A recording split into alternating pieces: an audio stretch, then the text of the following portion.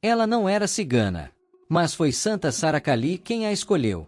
Naquela noite, enquanto as mulheres do acampamento acendiam velas à beira do rio e pediam que o sangue anunciado nas cartas não fosse derramado, uma jovem do outro lado das cercas começou a sonhar com uma cigana de lenço vermelho que ela nunca havia visto.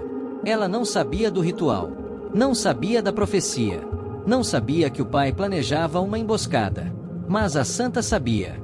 E escolheu exatamente a pessoa que ninguém esperava para mudar o destino de dois mundos que o ódio havia separado. Quando dois inimigos se amam, o mundo não perdoa.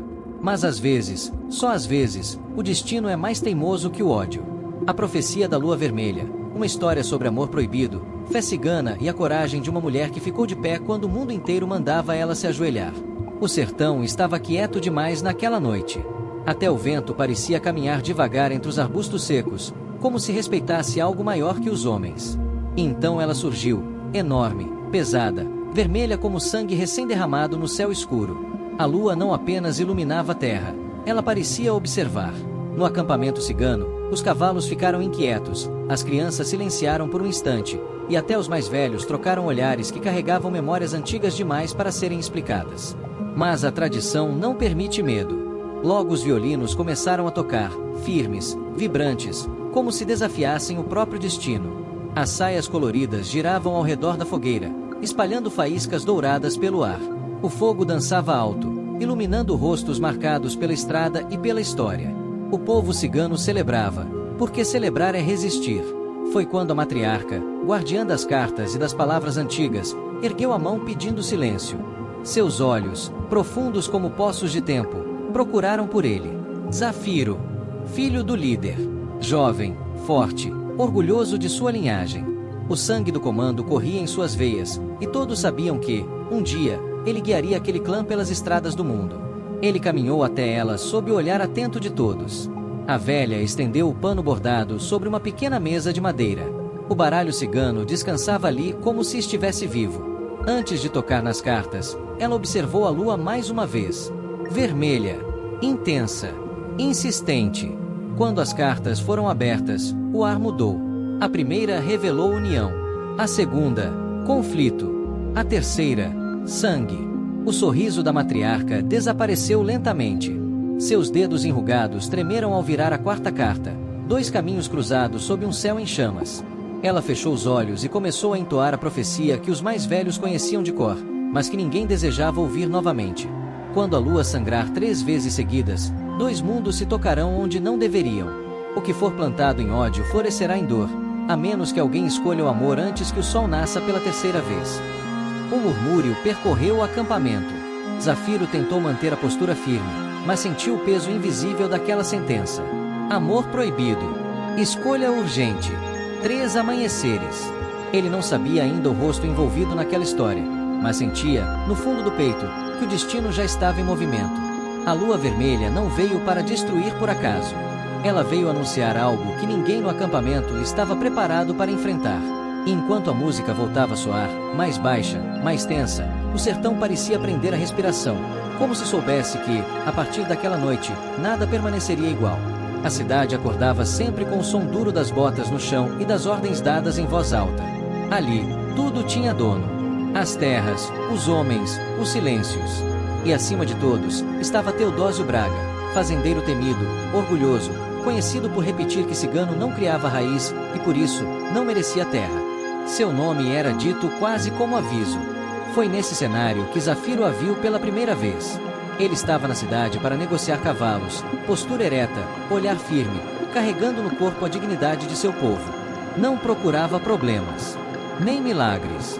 Mas então, ao erguer os olhos, encontrou os dela. Isaura. Ela estava na varanda da grande casa branca da fazenda, vestida como se fosse parte da própria arquitetura, impecável, bonita, intocável. Mas seus olhos não combinavam com o resto. Não eram frios. Eram inquietos, curiosos, como se buscassem algo além das cercas que delimitavam sua vida. O mundo pareceu diminuir naquele instante. Eles não trocaram palavras. Apenas um olhar demorado demais para ser inocente. O segundo encontro aconteceu dias depois, por acaso, ou pelo que alguns chamariam de destino. Isaura caminhava perto do antigo rio seco, lugar onde quase ninguém passava. Ali não havia empregados, nem olhares vigilantes. Apenas o som distante do vento e o cheiro da terra quente. Zafiro estava sentado sobre uma pedra, observando o horizonte. Quando ela surgiu, o coração dele reconheceu antes mesmo da razão entender. Os encontros passaram a acontecer ali, sempre ao entardecer, quando o céu começava a mudar de cor. Ele falava da estrada, das noites sob as estrelas, das histórias cantadas ao redor do fogo. Falava de honra, de palavra dada, de liberdade que não se compra. Isaura ouvia como quem descobre um mundo novo. Então era a vez dela. Falava das grades invisíveis. Do pai que proibiu seus estudos porque mulher não precisa de livro.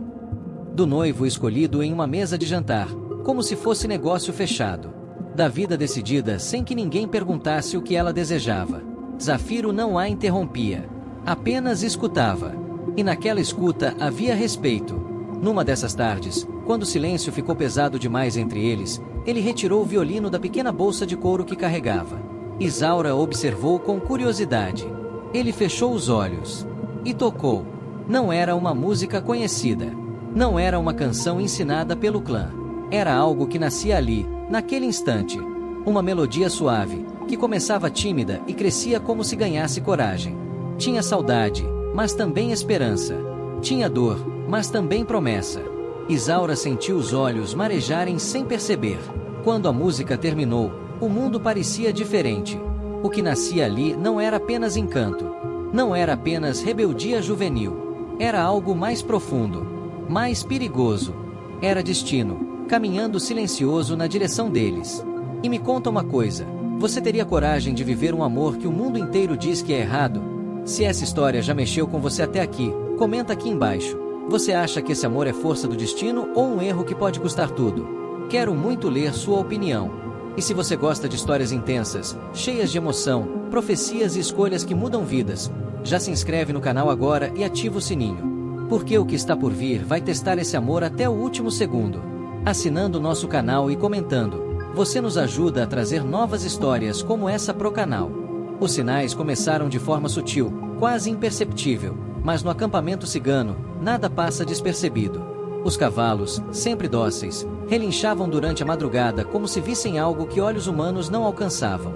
O vento, que antes embalava a fogueira, passou a apagá-la de repente, mesmo quando o ar parecia imóvel. E as cartas? As cartas insistiam na mesma advertência, como se a própria tinta delas se recusasse a mudar o destino anunciado. A matriarca não precisou dizer em voz alta. Era hora de pedir ajuda. Ao cair da noite, quando o céu assumiu tons azul escuros e a lua começava sua lenta ascensão, as mulheres do clã caminharam em silêncio até a beira do rio seco. Levavam velas brancas, flores colhidas ao entardecer e um tecido bordado à mão, guardado apenas para ocasiões sagradas. No centro do círculo que formaram, colocaram a imagem de Santa Sara Kali, protetora do povo cigano, guardiã dos caminhos e das mulheres. A santa estava envolta em um manto azul escuro, símbolo das águas profundas e dos mistérios que só o céu compreende. Uma a uma, as mulheres acenderam suas velas e as colocaram ao redor da imagem. As chamas dançavam suaves, refletindo nos olhos atentos de cada uma. Pétalas foram espalhadas na água rasa do rio, como oferenda. Algumas tocaram o chão com as mãos, pedindo força à terra. Outras ergueram os braços para o céu, buscando o amparo invisível. A matriarca deu o primeiro passo para dentro do círculo. Sua voz, firme apesar da idade, começou a entoar uma canção antiga, uma melodia que atravessava gerações. Não era apenas música, era súplica. Ela pediu que o sangue anunciado nas cartas se transformasse em reconciliação, que o ódio plantado há anos não florescesse em tragédia, que, se uma escolha tivesse que ser feita, fosse feita pelo amor. O canto cresceu, unindo todas as vozes em harmonia. O vento soprou mais forte por um instante, e então aconteceu. Uma a uma, as velas começaram a se apagar. Primeiro a da jovem recém-casada, depois a da viúva, depois a da menina que ainda aprendia os rituais. Em poucos segundos, restou apenas uma chama acesa, firme, resistente, quase desafiadora. O silêncio caiu pesado. A matriarca se aproximou da vela solitária, seus olhos refletindo a pequena luz que insistia em viver. Tocou o próprio peito e sussurrou com devoção: Santa Sara, que tua mão chegue onde a nossa não pode. O vento cessou.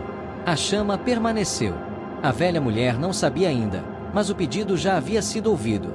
A resposta viria. Não através de uma cigana. Não através das cartas. Mas através de um sonho, no quarto de uma jovem que jamais havia pisado naquele círculo sagrado. Na primeira noite, Isaura acordou com o coração acelerado e a sensação de que não estava sozinha no quarto. O vento tocava levemente a janela, mas não era isso que a perturbava. Era o olhar que ainda parecia atravessá-la, mesmo depois de desperta. No sonho, ela caminhava por uma margem de rio coberta por pétalas espalhadas sobre a água. O céu estava escuro, mas uma única vela iluminava o caminho. E diante dela surgia uma mulher cigana. Ela usava um lenço vermelho preso à cabeça, os cabelos negros caindo sobre os ombros. Seu rosto não era jovem nem velho, era temporal. Trazia nos olhos uma serenidade firme, como quem carrega séculos de histórias e dores superadas. Havia algo de sagrado ali, algo que Isaura não sabia explicar, mas sentia. A mulher falou apenas uma frase: preste atenção no seu pai. Observe os passos dele. Isso evitará muito choro e muito sangue. Isaura despertou assustada. Na segunda noite, o sonho voltou. O mesmo rio, o mesmo perfume suave de pétalas na água, a mesma vela solitária brilhando no escuro, e a mesma mulher, agora mais próxima. Seus olhos eram escuros e profundos, refletindo uma força silenciosa que Isaura nunca havia visto antes. Os olhos de Santa Saracali, embora ela ainda não soubesse quem era. A voz soou novamente, firme, mas sem ameaça. Observe. O tempo está correndo. Isaura acordou com lágrimas nos olhos, sem entender porquê. Os sonhos passaram a se repetir todas as noites. A cigana nunca sorria, nunca gritava, apenas alertava. E sempre havia o cheiro de flores na água, e o brilho daquela única chama resistindo na escuridão. Isaura não sabia nada sobre o ritual à beira do rio. Não sabia que mulheres haviam erguido suas mãos ao céu pedindo intervenção divina. Não sabia que uma vela permanecerá acesa quando todas as outras se apagaram. Ela não sabia que aquela chama fora acesa por ela, mesmo sem ter consciência disso. Até que, numa madrugada inquieta, decidiu seguir o pai. Teodósio Braga acreditava que a casa inteira dormia. Isaura o viu atravessar o pátio em silêncio e entrar no antigo galpão onde guardava documentos e armas. Ela o seguiu sem fazer ruído, escondendo-se atrás da porta entreaberta. Lá dentro, alguns homens da região já o aguardavam. Sobre a mesa, mapas da área onde o acampamento cigano estava instalado. Pontos marcados com carvão. Rotas de acesso. Estratégias de cercar antes da fuga. Antes do amanhecer, disse Teodósio, com voz calma. Eles não terão tempo de juntar nada. Um dos homens perguntou se seria apenas intimidação. Teodósio não respondeu de imediato. Apenas ajustou o relógio no pulso e marcou a data com precisão, como quem assina um contrato comercial. Não havia raiva em seus olhos. Havia cálculo. E aquilo assustou Isaura muito mais do que qualquer explosão de fúria. Ela compreendeu, naquele instante, que o aviso não era simbólico. Era urgente. Isaura não pensou. Apenas correu. O som da própria respiração parecia alto demais enquanto atravessava o corredor escuro da casa. Cada passo era uma ruptura. Cada segundo, uma escolha sem volta. Quando alcançou o estábulo, suas mãos tremiam tanto que quase não conseguiu soltar o cavalo. A lua ainda pairava no céu, menos intensa que na primeira noite, mas ainda carregando um tom avermelhado que apertava o coração. Ela montou e partiu. O vento cortava seu rosto enquanto cavalgava pelo campo aberto. O medo não vinha apenas do que poderia acontecer no acampamento, vinha do que aconteceria com ela depois. Deserdada, rejeitada, talvez odiada para sempre. Mas, acima de tudo, vinha a imagem repetida do sonho, pétalas na água, uma vela solitária e os olhos firmes da mulher cigana. Evite o sangue. O cavalo disparava pela trilha seca, levantando poeira sob a luz da lua. A cada estalo distante no mato, Isaura imaginava homens surgindo antes do tempo. A cada sombra, sentia que estava sendo observada. Seu coração batia tão forte que parecia marcar o ritmo da própria noite. Quando finalmente avistou as primeiras carroças do acampamento, sentiu um alívio que durou apenas um segundo. Algo estava diferente. Os cavalos estavam agitados, puxando as cordas como se quisessem se libertar. Um dos lampiões pendurados balançava sem que houvesse vento. A fogueira central, que sempre queimava estável, tremulava alta demais, como se reagisse a uma presença invisível. Isaura desmontou quase caindo. Antes que pudesse chamar por Zafiro, Um estrondo ecoou no céu. Não era trovão. Não havia nuvens. Ainda assim, o som fez as crianças se encolherem e algumas mulheres levarem as mãos ao peito. No centro do acampamento, a matriarca ergueu os olhos para a lua. A chama de uma vela solitária, colocada ao lado da imagem de Santa Saracali, queimava mais intensa do que nas noites anteriores. Era aviso. Era presságio. Zafiro surgiu entre as carroças ao ouvir a agitação. Quando viu Isaura ali, pálida, com os cabelos soltos e os olhos tomados pelo pavor, entendeu que a profecia estava se aproximando do fim do prazo. Ela mal conseguiu falar. Eles vêm, antes do amanhecer. O silêncio que se espalhou foi pesado como chumbo. Alguns homens imediatamente começaram a recolher objetos e preparar cavalos para a partida. Outros, mais jovens e impulsivos, pegaram espingardas antigas e facões, jurando que não fugiriam como se fossem invasores. A divisão se instalou. Fugir significava sobreviver, mas também significava aceitar a humilhação. Ficar poderia significar morte. Zafiro sentiu o peso do olhar do pai e da matriarca. Sentiu também a mão trêmula de Isaura segurando a sua.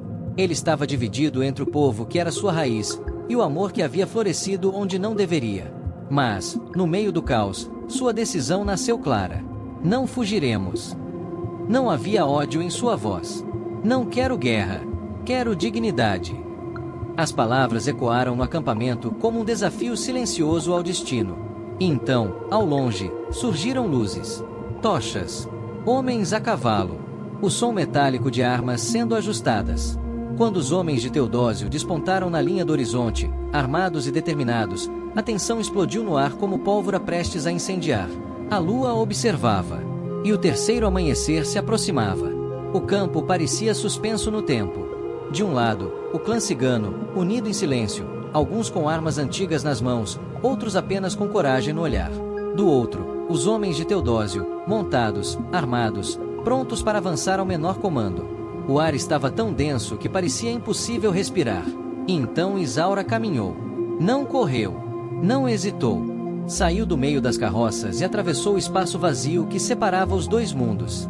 Cada passo seu parecia ecoar mais alto que qualquer disparo. Zafiro tentou segurá-la, mas ela apenas apertou sua mão uma última vez e seguiu adiante. Parou exatamente entre os dois lados. Teodósio puxou as rédeas do cavalo com força. O animal relinchou, inquieto, como se sentisse que algo maior estava em jogo. Ele ergueu o olhar, pronto para ordenar o avanço. Mas viu a filha, não a traidora, não a desobediente. Viu a menina que ele ensinou a montar ainda pequena, segurando firme nas crinas do cavalo. Viu a criança que adormecia em seu colo depois das longas colheitas. Viu os olhos dela, os mesmos olhos da mulher que ele amou e perdeu cedo demais. Por um segundo quase invisível, o cálculo desapareceu. O orgulho, porém, foi mais rápido que a memória. Você não é mais minha filha, ele declarou, a voz firme para que todos ouvissem. Está deserdada. Que fique com aqueles que escolheu. Um murmúrio atravessou os homens atrás dele. Isaura sentiu o golpe das palavras, mas não recuou. Não baixou a cabeça. Não chorou. De braços abertos, como quem protege dois mundos ao mesmo tempo, ela falou com a voz clara, sem tremor. Ninguém me enfeitiçou. Eu amo por decisão minha. O vento levantou levemente seus cabelos. Foi o Senhor quem me ensinou que terra não vale mais que sangue. Que honra não se vende. Estou apenas aplicando essa lição, de um jeito que o Senhor não esperava. O silêncio se aprofundou. Alguns homens trocaram olhares incertos. Nenhum queria ser o primeiro a avançar sobre uma mulher desarmada que não demonstrava medo. A tensão que antes era pólvora agora era dúvida. Ao longe, no acampamento, a chama ao lado da imagem de Santa Saracali queimava alta e firme, como se sustentasse aquele instante invisivelmente. Teodósio manteve os olhos fixos na filha por um longo tempo. O orgulho lutava contra algo mais antigo, algo que nem ele sabia nomear. O braço que segurava a arma permaneceu erguido por alguns segundos eternos. Então, lentamente, ele o abaixou. Não pediu perdão. Não demonstrou fraqueza. Não derramou lágrimas. Apenas virou o cavalo. Um a um, os homens o seguiram. Nenhum disparo foi feito. Nenhum corpo caiu na terra. Quando o som dos cascos se perdeu na distância, o campo permaneceu em silêncio por alguns segundos, como se o próprio sertão precisasse confirmar que o sangue anunciado não seria derramado. Isaura ainda estava de pé. E o ódio, cultivado por anos, havia recuado diante do que jamais esperou enfrentar: coragem sem violência. O instante parecia eterno. De um lado, o clã cigano em silêncio absoluto. Do outro, os homens armados de Teodósio, esperando apenas um gesto para avançar.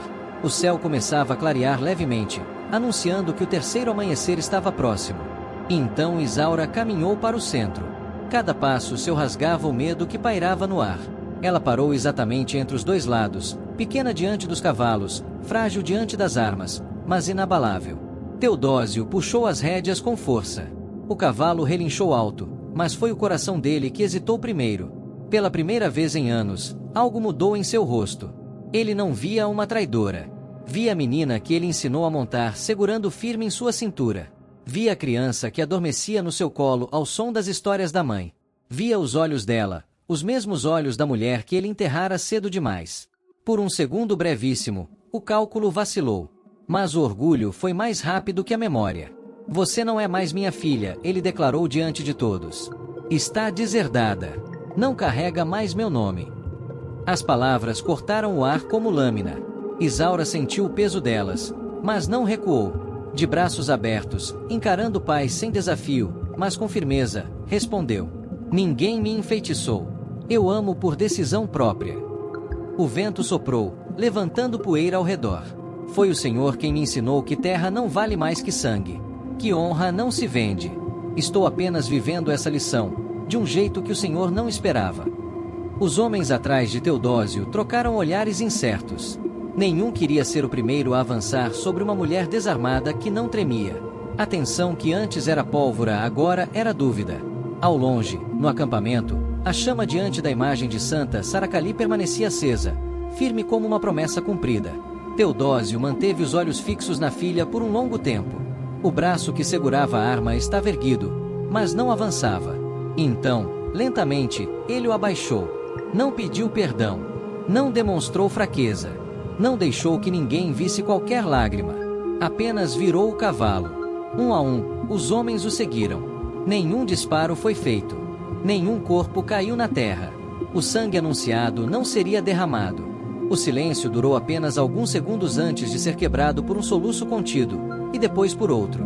As mulheres do acampamento caminharam até Isaura. Não havia julgamento em seus olhos.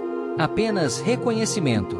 Uma delas colocou sobre os ombros da jovem um lenço colorido, símbolo de acolhimento e proteção. Outras a abraçaram. O clã inteiro parecia respirar novamente. Ela não estava sozinha. Zafiro se aproximou devagar. Seus olhos brilhavam não apenas de amor, mas de respeito. Diante de todos, segurou a mão dela e ergueu o violino. E tocou. Pela segunda vez, a melodia sem nome nasceu no ar do sertão. Mas desta vez, não era improviso. Era certeza. Isaura fechou os olhos e, baixinho, começou a cantar palavras que não sabia que conhecia, como se sempre tivessem vivido dentro dela. A profecia se cumprirá. Houve destruição, sim, mas foi a destruição do medo. Naquela mesma noite, longe dali, Teodósio chegou em casa em silêncio.